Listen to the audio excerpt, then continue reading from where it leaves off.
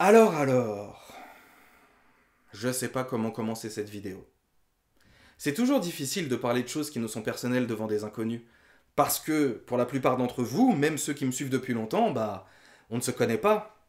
Alors je peux facilement démonter No Way Home, vous dire que j'aime pas Indiana Jones, ou défendre High School Musical publiquement, mais parler de moi, parler de choses qui me sont chères, c'est jamais quelque chose de simple. Et s'il y a un film qui est cher à mon cœur, s'il y a un film qui me fait rêver, s'il y a un film qui m'a accompagné pendant les 30 dernières années de ma vie, c'est bien celui-ci. Alors allons-y pour vous parler de moi. Mesdames et messieurs, bienvenue dans la rétrospective Jurassic. Jurassic Park, il fallait bien qu'on en parle un jour de celui-là. Je suis conscient que la vidéo que je commence à écrire en ce mardi 4 octobre 2022... 4 octobre 2022 ne sera jamais à la hauteur de l'hommage que j'ai envie de rendre à ce film. J'en ai déjà parlé brièvement sur la chaîne de Mister Cult, d'ailleurs bisous si tu passes par là, et je savais qu'un jour il me faudrait affronter le mastodonte en essayant de vous témoigner tout le bien que je pense de ce film. Sorti en 1993, Jurassic Park est l'adaptation du livre éponyme de Michael Crichton. À l'époque, tous les studios de cinéma hollywoodiens se sont disputés les droits de l'adaptation cinématographique alors que le livre n'était même pas encore publié. Et je l'ai lu ce bouquin 2 fois. Il est incroyable. Universal a finalement obtenu les droits et a envisagé Joe Dante, James Cameron, Richard Donner ou encore Tim Burton pour réaliser le film. C'est finalement Steven Spielberg, le meilleur et le plus grand réalisateur de tous les temps, je veux rien entendre, qui est choisi par le studio. Le deal, c'est qu'Universal le laissera réaliser la liste de Schindler, projet qui lui tient énormément à cœur, à condition de faire Jurassic Park avant. Tonton Steven se lance dans le projet avec la participation de Michael Crichton à l'écriture. La pré-production avance bien, mais Spielberg n'est pas convaincu par les animations en go-motion de Phil Tippett. Pour ceux qui se demandent, la go-motion c'est la même chose que la stop-motion, mais avec un flou de mouvement. Voilà.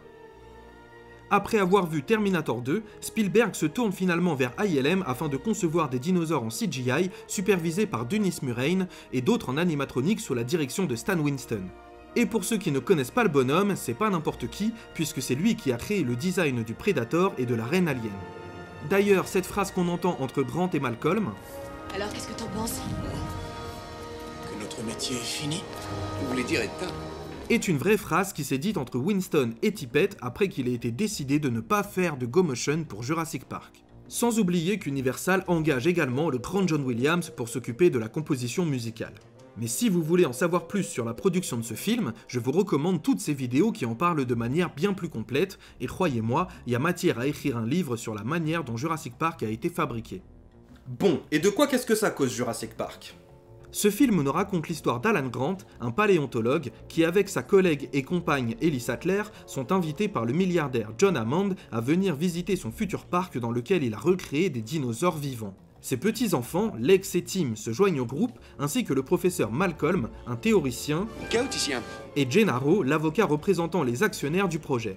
Je n'aime pas les avocats, et vous? Tout ce petit monde est d'abord émerveillé par la découverte de dinosaures vivants, puis les choses vont se corser quand Denis Nedry, un informaticien du parc, va couper l'alimentation électrique afin de pouvoir s'échapper avec des échantillons d'ADN qu'il compte vendre à la concurrence. Cette panne va permettre aux dinosaures de s'échapper de leur enclos et les humains présents devront tout faire pour tenter de survivre.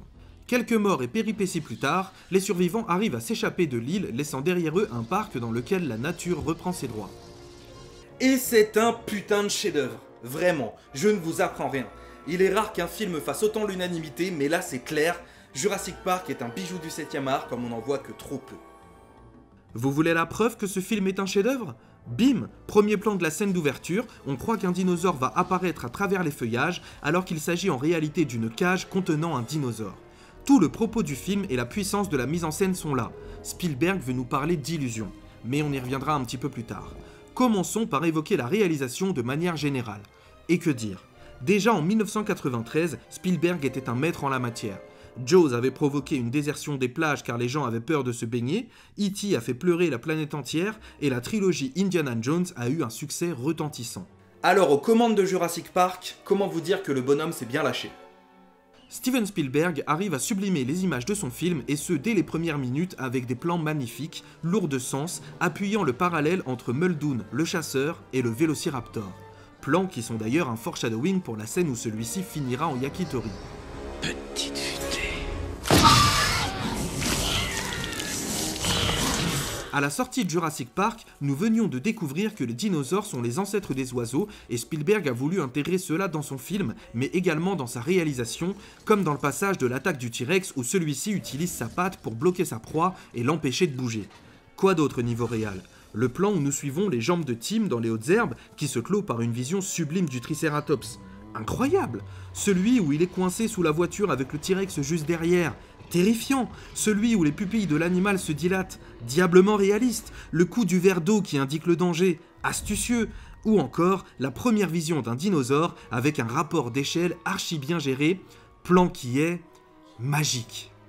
Jurassic Park est un bijou de mise en scène, nous tenant en haleine tout du long, passant tantôt de l'émerveillement à la terreur. D'ailleurs, à ce niveau, le film est bien divisé en deux parties, l'une où on va se projeter dans le rêve, l'autre dans le cauchemar. Par exemple, une fois l'attaque du T-Rex terminée, qui est le point de bascule du film, on pourrait se dire que la tension va retomber, mais non ! Attaque du Dilophosaure, avec d'ailleurs un rappel au fameux plan de Tim, cette fois-ci positionné à la première personne dans les yeux du dino. À ce propos, petite question. Selon vous, il y a 2 dilophosaures dans cette scène, ou un seul qui se déplace très vite et très furtivement ? Oui, je me pose parfois des questions philosophiques. Spielberg n'oublie pas de traiter les dinosaures de Jurassic Park comme des animaux, ni gentils, ni méchants, mais simplement muets par leur instinct. C'est d'ailleurs pour cela que le T-Rex réapparaît à la fin du film pour attaquer les raptors, afin que les spectateurs ne le voient pas uniquement comme un antagoniste, mais aussi comme un sauveur. En parlant des raptors, élément majeur de Jurassic Park, je trouve qu'ils sont très bien introduits tout au long de l'histoire. Le film s'ouvre directement avec ce dinosaure qui bouffe un employé sans qu'on le voie distinctement. Puis, à 8 minutes, Alan Grant nous parle du danger que ces animaux représentent. Le build-up est en route et continue avec la naissance d'un bébé et la scène de la vache. Bon, qui a faim ? Mais les raptors, alors qu'ils sont teasés depuis le tout début du film, n'apparaissent que 15 minutes avant la fin, soit 1h35 après qu'on en ait parlé pour la première fois. Et quand ils arrivent, c'est bien sûr pour un final qui se veut ultra tendu et ultra rythmé. J'ai beau avoir vu ce film environ 250 fois, chaque fois que je revois la scène de la cuisine, je retiens mon souffle. À chaque putain de fois. Jurassic Park, dans sa première partie, nous montre clairement par le biais de petits éléments que la situation peut et va vite partir en couille. Que ce soit pendant le débat entre Hammond et ses invités, qui sont tous plutôt pessimistes à l'idée de faire revenir des dinosaures à la vie, opposition soulignée par le discours de Malcolm, qui est le seul personnage éclairé du film. Littéralement. La ceinture de sécurité de Grant dans l'hélicoptère, qui est composée de 2 embouts femelles, ce qui nous montre que le système est bien mal organisé. Le fait que les visiteurs n'arrivent pas à voir les dinosaures lors du tour en voiture, car moi, si je paie mon billet à Jurassic Park, j'ai pas envie de mater de la forêt, clairement. Ellie qui explique que dans ce parc, ils ont fait pousser des plantes toxiques uniquement parce qu'ils les trouvaient belles, la flèche qui indique la direction des docks qui tourne sur elle-même comme ça en cas de vent ou de collision, on sait toujours où aller, ou encore le système de verrouillage des véhicules qui n'a pas été mis en place malgré les demandes de Muldoon. Jurassic Park nous dit de ne pas croire tout ce qu'on voit, qu'un parc peut paraître entièrement sécurisé mais avoir des failles de partout. Un simulacre auquel tout le monde croirait s'il y était plongé, même Malcolm l'espace d'un instant, alors qu'il n'est que faux semblant, une apparence de paradis cachant en réalité le pire des enfers. C'est toujours le cirque des puces. Ce n'est qu'une illusion. Lorsque nous reprendrons le contrôle de... Jamais vous n'avez eu le contrôle, c'est ça l'illusion. J'ai été emballée par le pouvoir de ce parc. Je n'ai pas eu assez de respect pour ce pouvoir et il nous a échappé maintenant. Tout, dans cette première partie de film symbolisant l'hallucination et la tromperie, nous montre que nous avons tort de nous émerveiller devant autant de faux semblants et le film nous le fera payer en nous plongeant dans la peur aux côtés des personnages. Et c'est ce que Spielberg a voulu, faire réfléchir le spectateur sur ce qu'il regarde, lui montrer que l'envers du décor est parfois totalement dénué de magie, comme le cinéma. Essayons maintenant de comprendre ce qu'on peut lire entre les lignes de Jurassic Park. Bon, les cinéphiles du monde entier sont déjà au courant, mais il faut qu'on en parle. Hammond, c'est Spielberg. Un homme aux commandes d'un projet plus grand que lui qui propose une révolution technique devant un public composé de passionnés, d'enfants, de critiques et d'investisseurs, qui verra sa réalisation lui échapper, devenir monstrueuse et qui finira par remettre ses actes en question. Le parc lui-même est une métaphore du cinéma. Les dinosaures sont immenses comme l'image d'un écran, ils décident d'en sortir puis deviennent objets de réalité pouvant eux-mêmes servir d'écran, et quand la scène du T-Rex commence tranquillement dans une salle de cinéma symbolique, la caméra quitte cette dernière pour nous montrer la cruauté de la réalité. Le parc, qui était un symbole du capitalisme vendant du rêve au public, s'est transformé en cauchemar, tout comme une partie de l'industrie hollywoodienne qui va abuser des CGI et ne plus chercher à être créatif. D'ailleurs, petit fun fact, vous savez qu'on ne voit les dinosaures que 15 minutes dans ce film? Je savais pas où le placer, donc je l'ai mis là. Mais il y a également une autre thématique présente dans Jurassic Park, celle de la transsexualité. Un parc doté d'animaux femelles qui arrivent à changer de sexe pour pouvoir se reproduire? Non? Et la scène de la ceinture de Grant qui possède 2 embouts femelles avec lesquels il parvient tout de même à s'attacher, c'est là pourquoi d'après vous? Ce passage est également dans le livre et constitue non seulement un élément nous montrant que le parc n'est pas fiable, mais témoigne à l'avance le fait que les dinosaures, malgré qu'ils aient été conçus comme des femelles, arriveront à dépasser leur genre pour se reproduire. Des femelles oppressées par des hommes, car oui, il n'y a pas un seul salarié féminin dans ce putain de parc, qui prennent leur existence en main et se rebellent contre leurs oppresseurs. Les dinosaures mangent l'homme. La femme hérite de la terre. Et personnellement, je trouve cet aspect de Jurassic Park magnifique.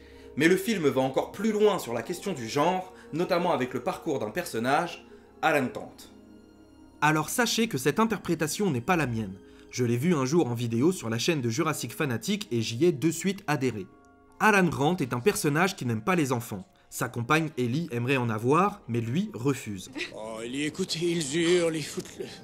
Bordel, ils coûtent très cher. Minable, minable. Ils puent.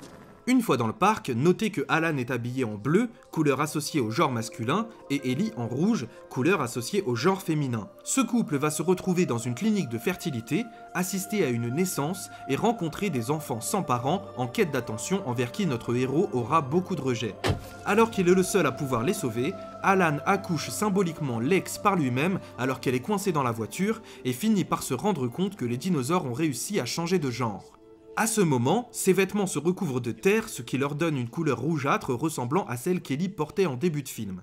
Le personnage montrera par la suite un comportement bienveillant et maternel avec les enfants, les rassurant, leur sauvant la vie, les faisant rire tout en leur donnant de l'affection. Le film se termine sur Alan qui regarde un pélican, un dinosaure qui a évolué jusqu'à devenir l'animal que l'on connaît, résultat de siècles de mutations naturelles, symbolisant sa propre évolution, un père devenu une mère, comme un dinosaure femelle devenu mâle. Quant à Ellie, eh bien, c'est l'inverse, une femme habillée de rouge et qui devra faire face au danger, retirer sa veste afin de porter les couleurs du genre masculin et prendre les choses en main quand les hommes sont incapables et que son compagnon est occupé à prendre soin des enfants. Mais c'est vraiment à moi d'y aller. Pourquoi? Eh bien, je suis un... Et vous êtes... Voyons. On pourra discuter du sexisme en cas de danger mortel à mon retour. Contentez-vous de me guider pas à pas. Alors qu'à la base, on est d'accord pour dire que le stéréotype aurait plutôt été qu'Alan soit l'homme de la situation et Ellie la figure maternelle qui va protéger les enfants, non ? Et bordel, c'est ça la force de Jurassic Park, un blockbuster popcorn qui possède différents niveaux de lecture pouvant être analysés sous plein d'angles différents. Un film fort, grand, puissant et terrifiant qui n'en oublie pas d'être bienveillant et tenant un propos sur son propre média et sur l'identité de ses personnages. Je dis oui. Cependant, cette vision du film, bien que tenant la route de mon point de vue, est beaucoup plus un plaquage interprétatif qu'une vraie intention de Steven Spielberg. En 1993, la transidentité n'était pas un sujet de société et jamais cette question n'est venue se poser à nouveau dans un film de tonton. À part Intelligence Artificielle, mais ça, c'était pas son film à la base. Bref, passons à la conclusion. Quelques années auparavant, j'avais fait une vidéo sur les films préférés. Je tentais de creuser cette notion, et à la fin je vous parlais du mien, ou plutôt des miens, car je considérais The Dark Knight et Les Infiltrés comme mes 2 films préférés. Mais ça, c'était exclure Jurassic Park. C'est simple, quand une soirée se termine avec des amis, je propose qu'on le regarde. Quand je ne sais pas quoi regarder, je le regarde. Quand je suis malade, je le regarde. Quand je n'ai pas le moral, je le regarde. Et quand je rencontre quelqu'un qui ne l'a jamais vu, on le regarde ensemble. Jurassic Park est le film de ma vie. Je l'ai découvert à 3 ans et cela fait maintenant 30 ans qu'il m'accompagne à chaque étape de ma construction. Jurassic Park symbolise tant pour moi, je connais les répliques par cœur, j'écoute la bande originale au moins une fois par semaine et je rêve d'aller à Orlando dans le parc Universal juste pour pouvoir rider le Velocicoaster et la River Adventure. Et aussi pour goûter la bière au beurre, faut pas déconner. J'ai eu la cassette vidéo, j'ai eu le DVD, j'ai le Blu-ray et aujourd'hui je possède également la version restaurée 4K. Jurassic Park m'accompagnera encore pour une vie entière, et je ne vous mens pas, si j'ai aujourd'hui très envie d'être père, c'est aussi parce que je sais qu'un jour nous nous asserrons avec mon enfant pour que je puisse lui faire découvrir ce chef-d'œuvre. Et ça vaut tous les blockbusters de la Terre. Voilà, c'est tout pour moi, merci beaucoup d'avoir regardé cette vidéo. Comme d'habitude, je vous invite à liker, à commenter, à partager et à vous abonner. Prenez soin de vous, à très bientôt, salut!